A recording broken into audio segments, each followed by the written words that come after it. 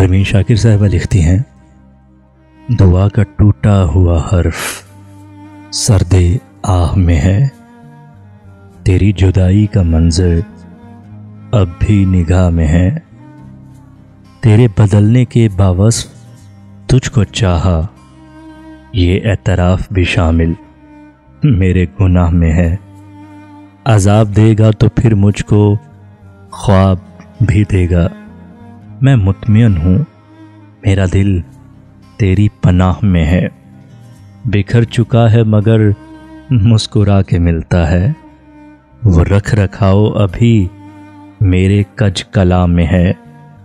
जिसे बहार के मेहमा खाली छोड़ गए, वो एक मकान अभी तक मकीन की चाह में है। यही वो दिन थे जब एक दूसरे को पाया था, हमारी सालगिरह ठीक अब के माह में है। मैं बच भी जाऊं तो तन्हाई मार डालेगी, मेरे कबीले का हर फर्द कत्लगाह में है।